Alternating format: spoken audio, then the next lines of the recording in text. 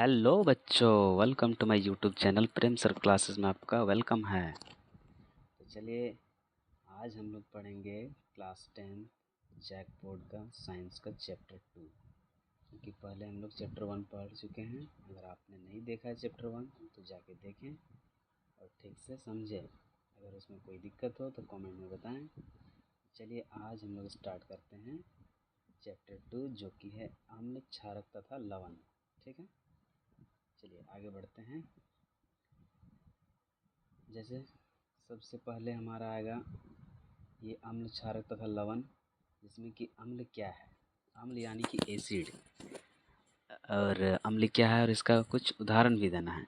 तो जैसे क्या होता है, अम्ल वैसे पदार्थ हैं जिनका स्वाद खट्टा होता है, जो नीले लिटमस पत्र को लाल कर देता है तथा जिसका पीएच मान 7 से कम होता है। तो जैसे इसका एग्जांपल देख लेते हैं। हाइड्रोक्लोरिक अम्ल होता है जिसका रासायनिक सूत्र होता है HCl। दूसरा जैसे मान के चलते हैं, ये सल्फ्यूरिक अम्ल है। सल्फ्यूरिक अम्ल का रासायनिक सूत्र होता है H2SO4। नाइट्रिक अम्ल इसका होता है NHNO3। एथेनोइक अम्ल का होता है CH3COOH। तो ये अम्ल क्या होता है कि वैसा पदार्थ है जिनका स्वाद क्या होता है, खट्टा होता है। जैसे हम लोग देखे हैं कि इमली खाते हैं, इमली कैसा होता है, खट्टा होता है। वो क्या होता है, वो है हमारा अम्ल। तो जिसका मान और जिसका पीएच मान जो होता है ना, वो 7 से कम होता है, उसी को हम लोग अम्ल बोलते हैं। ठीक है, तो चलिए दूसरा क्वेश्चन पे आते हैं। तो चलिए हम लोग दूसरा क्वेश्चन देखते हैं। क्षार यानी कि क्षारक किसे कहते हैं, इसके कुछ उदाहरण। क्षारक यानी कि बेस। क्षारक का इंग्लिश नेम क्या होता है, बेस। तो जैसे क्षारक क्या होता है कि क्षारक वैसा पदार्थ है जिसका स्वाद कड़वा होता है। अम्ल में क्या था कि उसका स्वाद क्या हो रहा था, खट्टा। और इसमें क्या होता है, इसका स्वाद क्षारक में क्या होता है, कड़वा होता है, जो लाल लिटमस पत्र को नीला कर देता है। और जिसका पीएच मान क्या होता है, 7 से अधिक होता है। अम्ल में क्या था, 7 से कम था इसका पीएच मान, और क्षारक में क्या होता है, 7 से अधिक होता है। जैसे एग्जाम्पल में देखते हैं, इसमें हो जाता है। जैसे एग्जाम्पल में हमारे पास है सोडियम हाइड्रोक्साइड। सोडियम हाइड्रोक्साइड में क्या है, इसका रासायनिक सूत्र होता है NaOH। ठीक है, और दूसरा हो गया हमारा पोटेशियम हाइड्रोक्साइड, KOH। ठीक है, और हमारा हो गया तीसरा तीसरा हो गया हमारा कैल्शियम हाइड्रोक्साइड, CaOH2। ठीक है, चौथा हमारा अमोनियम, क्या हो गया, अमोनियम हाइड्रोक्साइड। अमोनियम हाइड्रोक्साइड में क्या होता है, इसका रासायनिक सूत्र हो जाता है NH4OH। NH4 यानी कि अमोनियम का रासायनिक सूत्र क्या होता है, NH4 हाइड्रोक्साइड OH। दोनों मिलकर बन जाता है अमोनियम हाइड्रोक्साइड, NH4OH। ठीक है, चलिए तीसरा क्वेश्चन हम लोग का क्या है, उदासीनीकरण अभिक्रिया से आप क्या समझते हैं। उदासीनीकरण अभिक्रिया से आप क्या समझते हैं, ये हमारा बहुत ही इम्पोर्टेंट क्वेश्चन है। ये हमारा ज़्यादातर देखा जाता है, एग्ज़ाम में पूछा जाता है यही क्वेश्चन।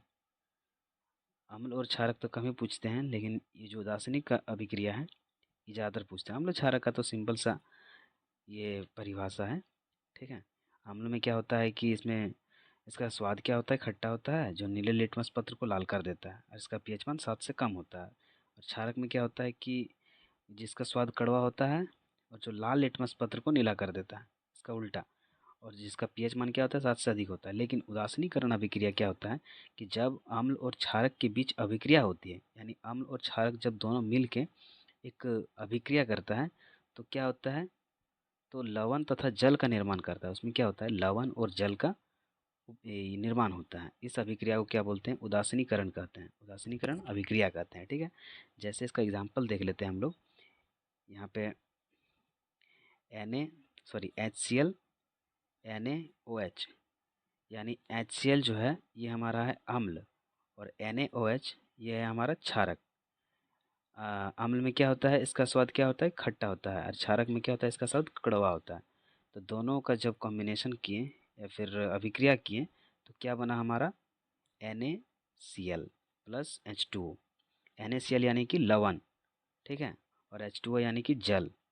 ठीक है, और उसके बाद हम लोग आते हैं, जैसे दूसरा एग्जाम्पल में क्या है, HNO3KOH। इसका प्रोडक्ट क्या बनता है, KNO3H2O। दोनों में देखिए जल का निर्माण हो रहा है। ठीक है। तो इसमें क्या होता है, HNO3 प्लस KOH मिलकर क्या बनता है, KNO3 प्लस H2O। ठीक है, इसका एग्जाम्पल ये है। और हम लोग चलते हैं चौथा क्वेश्चन पे क्या होता है। चौथा क्वेश्चन भी हमारा वेरी इंपॉर्टेंट क्वेश्चन है। इसमें यही चीज़ एक नंबर का क्वेश्चन पूछा जाता है, जैसे कि प्राकृतिक स्रोत और इसका अम्ल। प्राकृतिक स्रोत में जैसे कि सिरका, सिरका का क्या होता है, जैसे सिरका, सिरका क्या है, एक प्राकृतिक स्रोत है। इसका अम्ल क्या होता है, एसिटिक अम्ल होता है। कौन सा अम्ल होता है ये होता है एसिटिक अम्ल। जैसे हमारा टमाटर में कौन सा अम्ल पाया जाता है, इस तरह क्वेश्चन पूछा जाएगा कि टमाटर में कौन सा अम्ल पाया जाता है, या फिर पूछ देगा कि ऑक्सैलिक अम्ल किस प्राकृतिक स्रोत में पाया जाता है। तो हमको ये उत्तर यही देना पड़ता है कि टमाटर में कौन सा हमारा अम्ल पाया जाता है, ऑक्सैलिक अम्ल। कौन सा पाया जाता है, ऑक्सैलिक अम्ल पाया जाता है। ठीक है।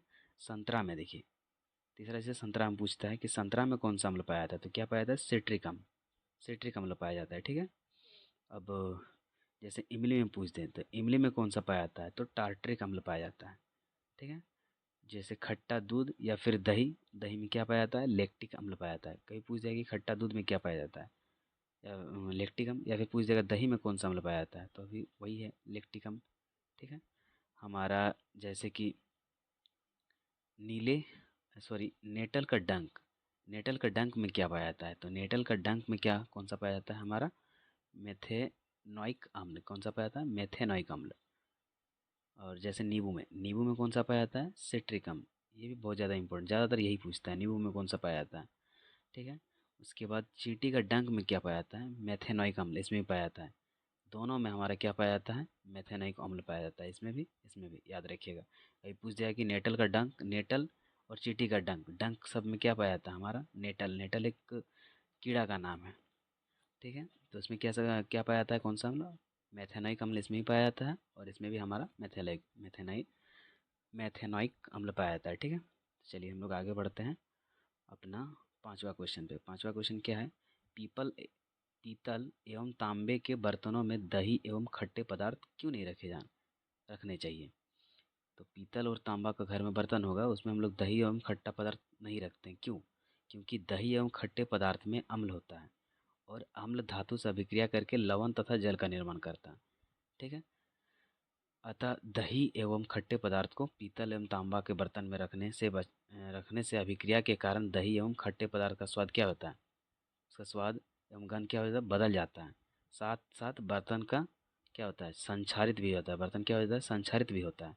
इसीलिए हम लोग क्या करते हैं, दही एवं खट्टे पदार्थ को क्या क्या कहाँ ना रखना चाहिए, पीतल एवं तांबे के बर्तन में नहीं रखते हैं। ठीक है। चलिए छठे क्वेश्चन पे आते हैं। छठा क्वेश्चन हमारा क्या है, छठा क्वेश्चन है हमारे पास, अम्ल तथा क्षारक के बीच अभिक्रिया के को उदासीनीकरण अभिक्रिया क्यों कहते हैं। अम्ल और क्षारक के बीच का जो अभिक्रिया होता है उसको हम लोग उदासीनीकरण अभिक्रिया बोलते हैं। क्यों, क्योंकि जब अम्ल तथा क्षारक परस्पर अभिक्रिया करते हैं, माने एक दूसरे से जब अभिक्रिया करते हैं अम्ल और क्षारक, तो क्या करते हैं, लवण तथा जल का निर्माण करते हैं। ठीक है। साथ साथ दोनों क्या करते हैं, एक दूसरे को उदासीन कर देते हैं। इसीलिए अम्ल तथा क्षारक के बीच के अभिक्रिया को उदासीनीकरण अभिक्रिया कहते हैं। जैसे HCl plus NaOH equal to NaCl plus H2O। ठीक है। ये एग्ज़ाम्पल भी हमको लिखना पड़ेगा, एग्ज़ाम्पल लिखेगा तो नंबर सही से देते हैं एग्ज़ामिनर। ठीक है। चलिए हम लोग दूसरा क्वेश्चन आ जाते हैं। सातवां क्वेश्चन पे क्या है, लवण। लवण क्या है, ये भी एक इम्पोर्टेंट क्वेश्चन है, पूछ देता है।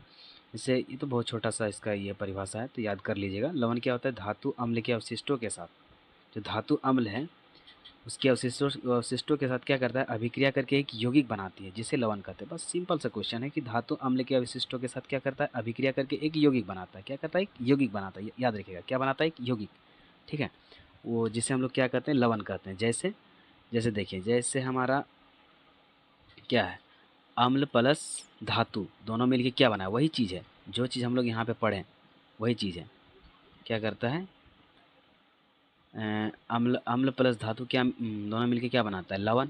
प्लस क्या बनाता है, हाइड्रोजन गैस भी बनाता है। ठीक है।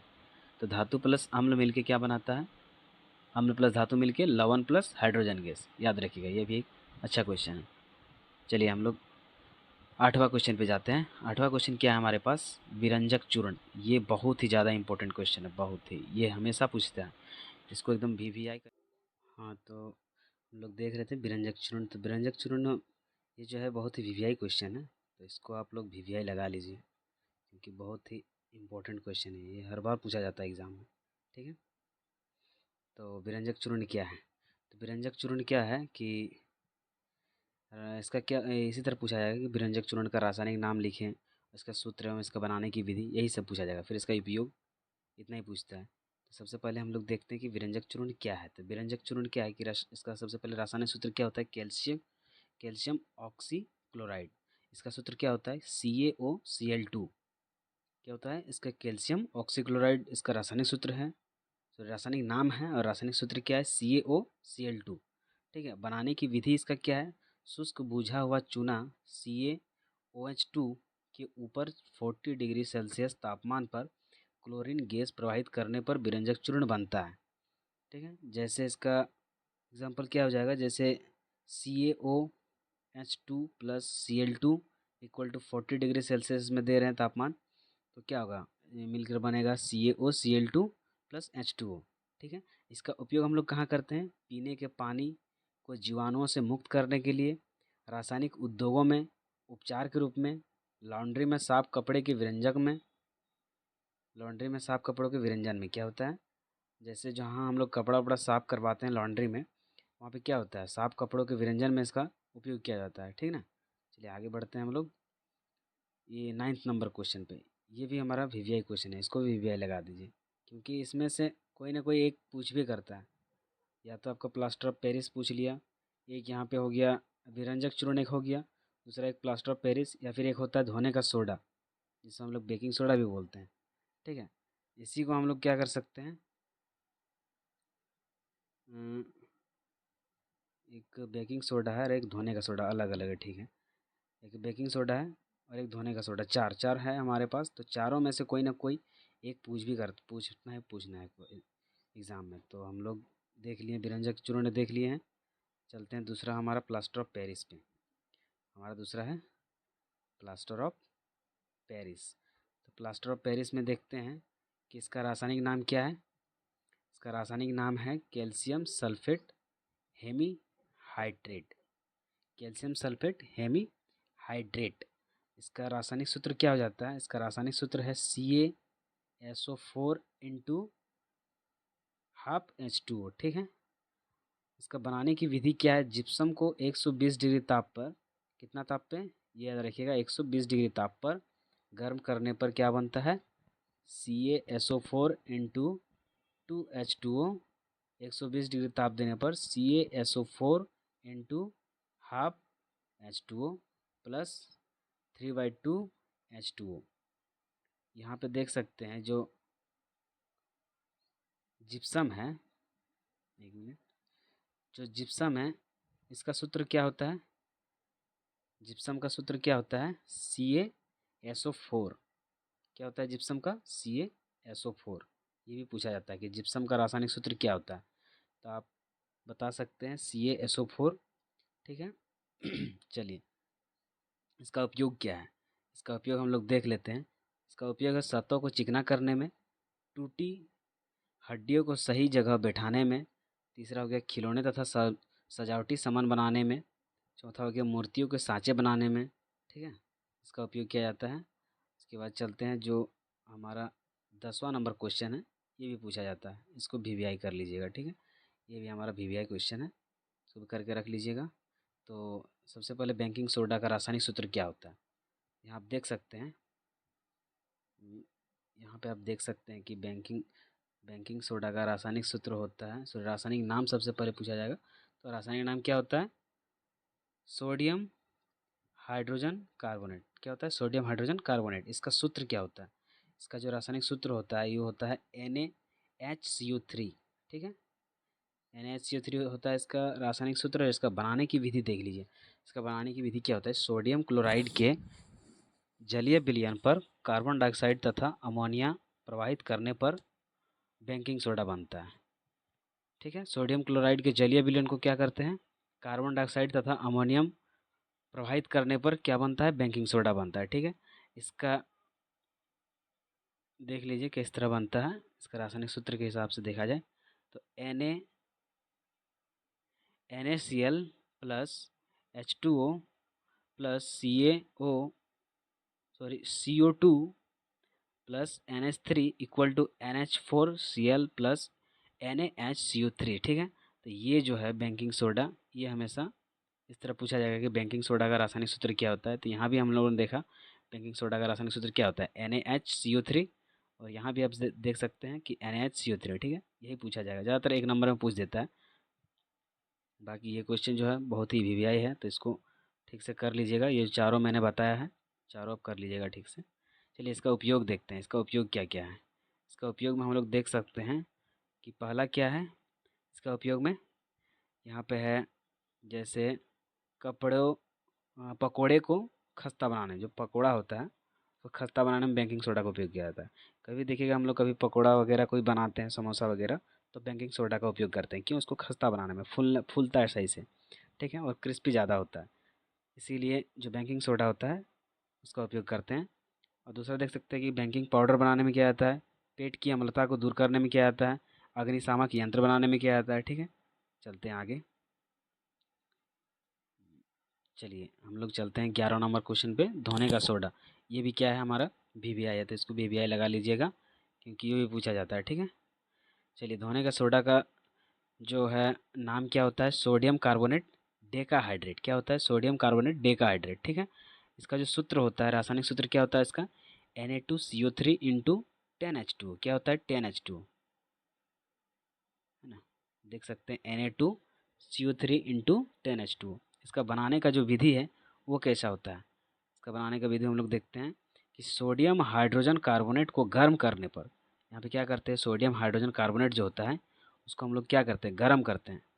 उसको क्या करते हैं, गर्म करते हैं। तो गर्म करने पर क्या होता है, क्या मिलता है, सोडियम कार्बोनेट प्राप्त होता है।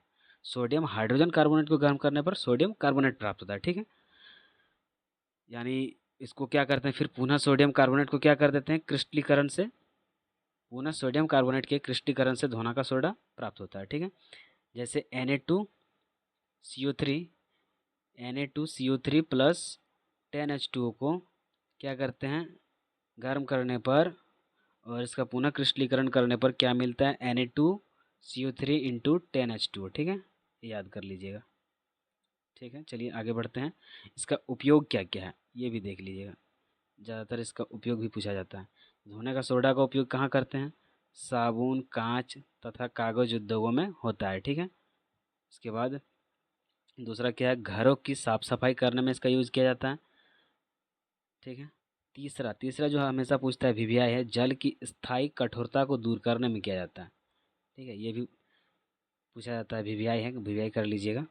उसके बाद चौथा जो है, बर्तन तथा कपड़ा धोने में इसका उपयोग किया जाता है। ठीक है, चलिए आगे बढ़ते हैं हम लोग। तो 12वां नंबर क्वेश्चन क्या है, इस तरह क्वेश्चन पूछा जाएगा एक एक नंबर का, जिससे CaOCl2 यौगिक का प्रचलित नाम क्या है। मैंने बताया था पहले भी कि यही सब पूछा जाता है एक नंबर पे।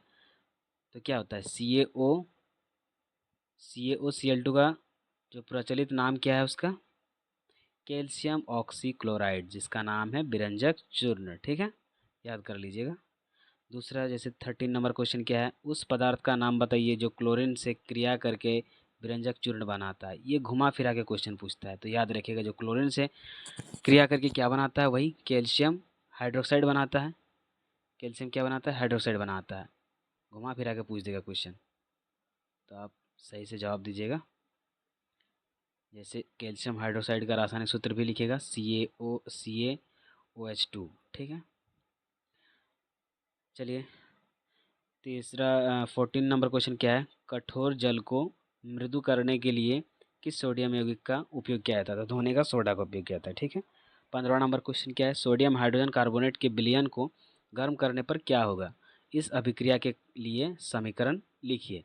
तो 2NaCl sorry 2NaHCO3 equal to क्या बनता है, Na2CO3 plus H2O plus CO2 बनता है। ठीक है, ये याद कर लीजिएगा, ये पूछा जाता है एक एक नंबर, दो दो नंबर क्वेश्चन में पूछ देता है। तो चलिए 16 नंबर क्वेश्चन क्या है, प्लास्टर ऑफ पेरिस का जल के साथ अभिक्रिया के लिए समीकरण लिखिए। प्लास्टर ऑफ पेरिस का जल के साथ अभिक्रिया के साथ क्या लिखना है, इसका समीकरण, तो क्या आ जाएगा, CaSO4 इंटू हाफ H2O को क्या करते हैं +3/2 H2O के साथ अभिक्रिया करने पर क्या बनता है CaSO4 इंटू 2H2O। ठीक है, आगे बढ़ते हैं। प्लास्टर ऑफ पेरिस को अर्धरोधी बर्तन में क्यों रखा जाना चाहिए। ठीक है, प्लास्टर ऑफ पेरिस को अर्धरोधी बर्तन में क्यों रखा जाना चाहिए, इसकी व्याख्या कीजिए। तो जब प्लास्टर ऑफ पेरिस जल के संपर्क में आता है तो एक कठोर पदार्थ जिप्सम, ये याद रखिएगा, जिप्सम का सूत्र पूछ देता है किसी किसी टाइम। तो जिप्सम का सूत्र क्या होता है CaSO4 इंटू 2H2O। ठीक है, चलिए देखते हैं।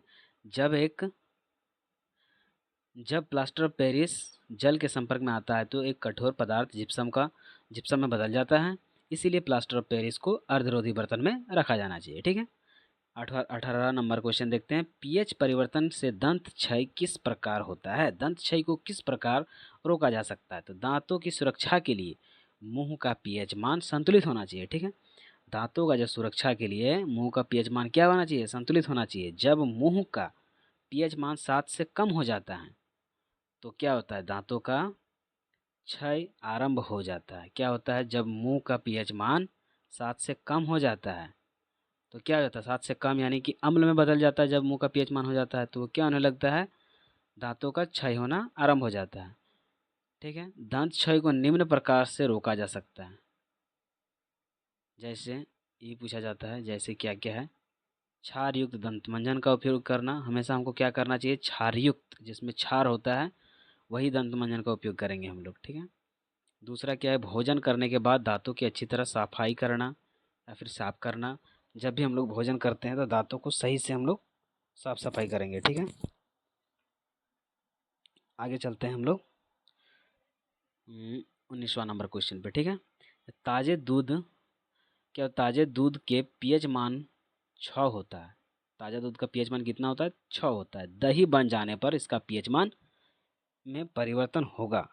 अपना उत्तर समझाइए। ठीक है, तो ताजे दूध का पीएच मान 6 होता है। ठीक है, दही बन जाने पर इसका पीएच मान 6 से और घट जाएगा। दही बन जाने पर क्या होता है, इसका पीएच मान 6 से और घट जाता है, क्योंकि यह खट्टा होता है। दही याद रखिएगा, दही तो हमेशा खट्टा होता है, क्योंकि दही एक अम्लीय पदार्थ है और अम्ल का पीएच मान 6 से कम होता है। सिंपल सा क्वेश्चन है। ठीक है, 20वां नंबर क्वेश्चन पे हम लोग जाते हैं। 20 नंबर क्वेश्चन क्या है, क्लोरो क्षार क्लोर क्षार प्रतिक्रिया से आप क्या समझते हैं। चलिए आगे बढ़ते हैं। क्लोर क्षार प्रतिक्रिया क्या होता है, तो सोडियम क्लोराइड के जलीय विलयन पर क्या करते हैं, विद्युत धारा प्रवाहित करने पर यह वियोजित होकर सोडियम हाइड्रोक्साइड का निर्माण करता है। इस प्रक्रिया को क्लोरो क्षार प्रतिक्रिया कहते हैं, क्योंकि इसके उत्पाद सोडियम हाइड्रोक्साइड यानी क्षार तथा क्लोरीन क्लोरो होता है। क्या होता है, इसका जो उत्पाद होता है सोडियम हाइड्रोक्साइड क्षार या फिर क्लोरीन क्लोर होता है। ठीक है, जैसे इसका एग्जांपल भी लिखेंगे। इसका एग्जांपल क्या हो जाएगा, 2NaCl + H2O। तो इसको यहाँ पे हम लोग जो 2 लगाए हैं ना, ये बैलेंस करने के लिए लगाए हैं। ठीक है, तो बैलेंस हमको हर जितना समीकरण होगा सबको हम लोग बैलेंस करके चलेंगे। ठीक है, बैलेंस अगर नहीं होगा तो बैलेंस कर लीजिएगा। बैलेंस करना मैंने दूसरा वीडियो में, पहला जो मेरा वीडियो था फर्स्ट चैप्टर, उसमें मैंने बताया है। ठीक है, अगर उसमें भी कोई दिक्कत होगा तो कमेंट कीजिएगा, मैं उसको क्लियर करूँगा। ठीक है, चलिए आगे बढ़ते हैं। इसमें क्या था, इसका example 2NaCl + 2H2O = 2NaOH + Cl2 + H2O। चलिए और एक VVI क्वेश्चन हम लोग देखते हैं। यहाँ पे देखिए इसको VVI लगा लीजिए। ये क्या है कि एक मिनट, यहाँ क्या है, एक ग्वाला ताजे दूध में थोड़ी बेकिंग सोडा मिलाता है। क्या करता है, एक तो ग्वाला है, मान के चलिए एक हमारे पास एक ग्वाला लड़का है जो क्या करता है, दूध जो ताज़ा ताज़ा जो दूध होता है उसमें क्या करता है, थोड़ा सा बेकिंग सोडा मिला देता है। ठीक है, तो क्या होता है, इसमें ताज़ा दूध के पीएच मान को 6 से बदलकर थोड़ा क्षारीय क्यों बना देता है। दूसरा क्वेश्चन क्या है, इस दूध को दही बनने में अधिक समय क्यों लगता है। जब एक ग्वाला ताज़ा दूध में थोड़ी बेकिंग सोडा मिलाता है तो ताज़ा दूध का पीएच मान 6 से बदलकर थोड़ा क्षारीय क्यों हो जाता है, ये क्वेश्चन है। दूसरा क्वेश्चन क्या पूछ रहा है, इस दूध को दही बनने में अधिक समय क्यों लगता है। तो चलिए हम लोग पहला क्वेश्चन देख लेते हैं। जो ये हमारे पास जो पहला नंबर क्वेश्चन ये है, ताज़ा दूध के पीएच मान को 6 से बदलकर थोड़ा क्षारीय क्यों बना देता है। तो देखते हैं कि ताज़ा दूध का पीएच मान 6 होता है, ठीक है। जब इनमें बेकिंग सोडा मिलाया जाता है तो यह दूध क्षारीय प्रकृति का हो जाता है, ठीक है, जिससे यह जल्दी दही नहीं जमता है। जिससे क्या होता है, यह जल्दी दही नहीं जमता है। इसीलिए क्या करते हैं, ये ताज़ा दूध का पीएच मान जो है 6 से बदलकर थोड़ा क्षारीय बन जाता है, इसलिए क्षारीय बनाता है, ठीक है। दूसरा क्वेश्चन क्या है, जो इस दूध को दही बनने में अधिक समय क्यों लगता है। क्योंकि दूध में बेकिंग सोडा मिलाने पर इसका पीएच मान 7 से अधिक हो जाता है, इसीलिए इस दूध को दही बनने में अधिक समय लगता है, ठीक है। 22वां नंबर क्वेश्चन चलते हैं। अस्तित्व जल विद्युत सॉरी ये क्या है, आश्रित जल विद्युत का चालक क्यों नहीं होता जबकि वर्षा जल होता है। आश्रित जल विद्युत का चालक क्यों नहीं होता है जबकि वर्षा जल होता है, ठीक है। चलिए इसका जो आंसर है, आश्रित जल पूर्ण रूप से शुद्ध होता है जिसमें आयन अनुपस्थित होते हैं, इसीलिए यह विद्युत का चालक नहीं होता है, परंतु वर्षा जल में आयन उपस्थित होता है, इसलिए यह विद्युत का चालक होता है। सिंपल सा क्वेश्चन है। 23वां नंबर क्वेश्चन चलते हैं। प्रबल अम्ल और दुर्बल अम्ल से आप क्या समझते हैं। तो अधिक संख्या में H+ आयन उत्पन्न करने वाले अम्ल को प्रबल अम्ल कहते हैं। जो सबसे ज़्यादा H+ आयन उत्पन्न करता है उसी को हम लोग क्या बोलते हैं, प्रबल अम्ल कहते हैं, ठीक ना। तथा कम संख्या में H+ आयन उत्पन्न करने वाले अम्लों को क्या बोलते हैं, दुर्बल अम्ल। जो कम संख्या में H+ आयन उत्पन्न करेगा दुर्बल अम्ल उसको कहते हैं। चलिए 24वां क्वेश्चन क्या है, 24वां नंबर पे पीएच स्केल क्या है। तो किसी विलयन में उपस्थित हाइड्रोजन आयन की सांद्रता ज्ञात करने वाले स्केल को पीएच स्केल कहते हैं। पीएच स्केल द्वारा 0 से 14 तक पीएच को निकाला जा सकता है। पीएच स्केल में कितना होता है, 0 से 14 तक का पीएच मान होता है, ठीक है। जो 0 से 14 तक का ही पीएच मान को निकाल सकते हैं। किसी विलयन H+ आयन की सांद्रता जितनी अधिक होगी उसका पीएच मान उतना ही कम होगा। जो किसी भी विलयन का जितना H+ आयन की सांद्रता जितना ही अधिक होगी उसका पीएच मान क्या होगा, उतना ही कम होगा, ठीक है। 25वां नंबर क्वेश्चन चलते हैं। अम्लीय वर्षा क्या है, ये भी क्वेश्चन पूछा जाता है, इसको भी देख लीजिएगा। अम्लीय वर्षा क्या है, ठीक है। तो अम्लीय वर्षा क्या है, जब वर्षा जब वर्षा के जल का पीएच मान 5.6 से कम हो जाता है तो वह अम्लीय वर्षा कहलाती है। जब अम्लीय वर्षा का जल नदियों, तालाबों तथा अन्य जलाशयों में जाकर मिलता है तो इसका भी पीएच मान, तो क्या होता है, इनका भी पीएच मान घट जाता है, जिससे जलीय जीव बुरी तरह प्रभावित होते हैं। इससे क्या होता है, जलीय जीव बुरी तरह प्रभावित होते हैं, ठीक है।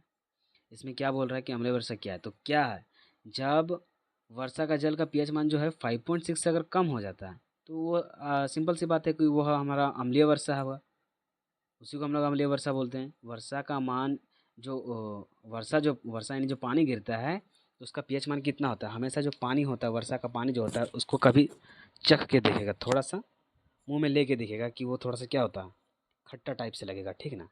तो वो क्या होगा, अम्लीय होगा, ठीक है। जैसे 5.6 से उसका मान कम होता है तो वो क्या होता है, एक अम्लीय अम्ल होता है, तो उसी को बोला जाता है अम्ल वर्षा, ठीक है ना। जब अम्लीय वर्षा का जल नदियों, तालाबों तथा अन्य जलाशयों में जाकर मिलता है तो इनका भी पीएच मान क्या होता है, घट जाता है, जिससे जलीय जीव बुरी तरह प्रभावित होते हैं। जिससे जलीय जीव का भी थोड़ा सा ये होता है, प्रभावित होते हैं, ठीक है। 26वां नंबर क्वेश्चन चलते हैं।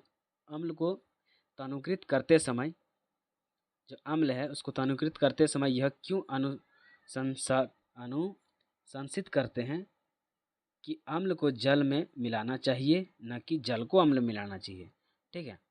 यहाँ पे क्या करा जा रहा है कि अम्ल को तनुकृत करते समय यह क्यों अनुशंसित करते हैं कि अम्ल को जल में मिलाना चाहिए, क्या है, अम्ल को जल में मिलाएंगे, ना ही जल को अम्ल में मिलाएंगे।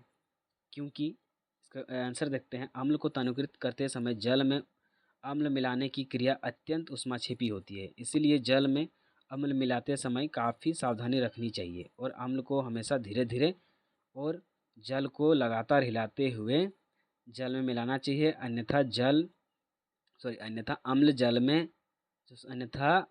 अम्ल में जल मिलाने पर उत्पन्न ऊष्मा के कारण मिश्रण छलक कर बाहर आ सकता है, जिससे हम जल सकते हैं, जिससे हम क्या सकते हैं, जल सकते हैं। साथ साथ अधिक ताप के कारण कांच का बर्तन भी टूट सकता है। ठीक है, समझ आ गया। 17वां नंबर क्वेश्चन चलते हैं। अम्ल का जलीय विलयन विद्युत का चालन क्यों करता है? तो अम्ल के जलीय विलयन में हाइड्रोजन H+ आयन उपस्थित होते हैं, अर्थात अम्ल जल में घुलकर H+ आयन उत्पन्न करते हैं। इसीलिए अम्ल का जलीय विलयन विद्युत का चालन करता है। ठीक है, 28वां नंबर क्वेश्चन चलते हैं कि शुष्क हाइड्रोक्लोरिक गैस शुष्क लिटमस पत्र के रंग को क्यों नहीं बदलती है?